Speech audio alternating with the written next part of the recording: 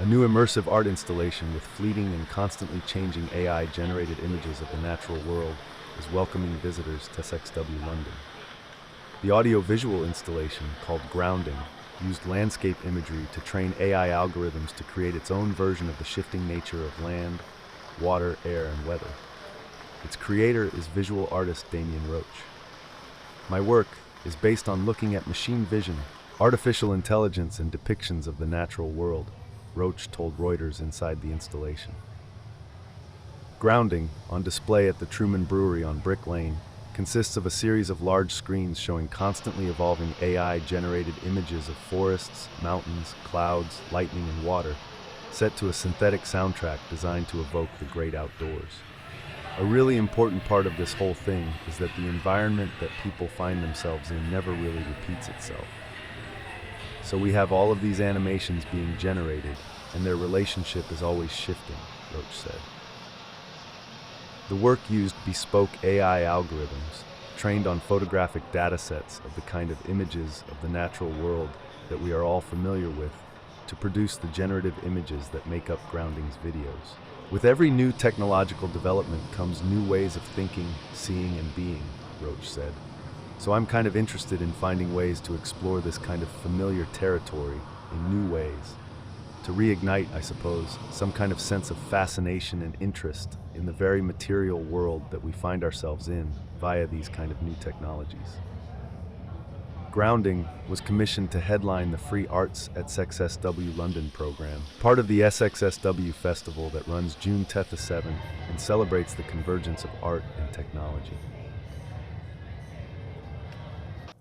My name's Damien Roach. I'm a visual artist and PhD researcher, currently studying at the Royal College of Arts. And my work, as you can see here, is based in looking at machine vision, artificial intelligence, and depictions of the natural world. The title Grounding is interesting in a few ways. Firstly, the way that it connects to the relationship between data sets and reality. And then obviously in a more common way, the idea of kind of becoming connected to the present moment, to the environment that you find yourself in. The idea of kind of grounding yourself is a really kind of common idea in a few different ways.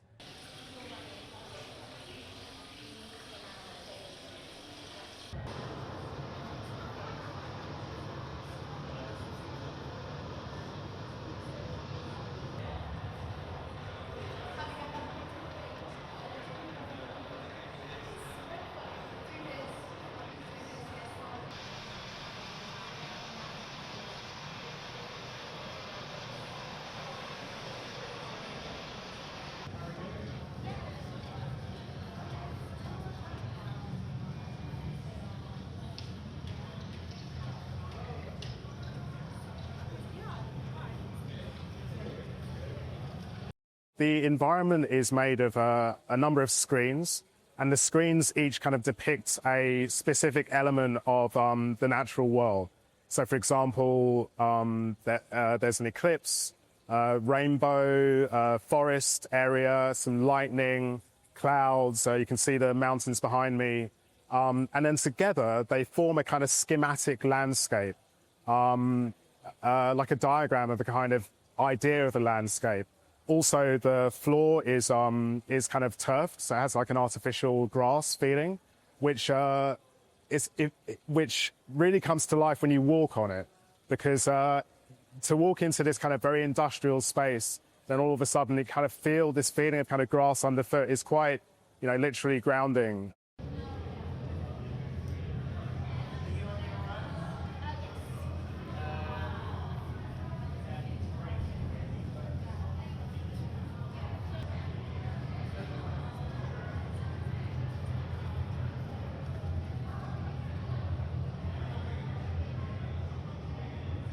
A really important part of this whole thing is that the environment that people find themselves in never really repeats itself. So we have all of these animations sort of being generated, and their relationship is always shifting.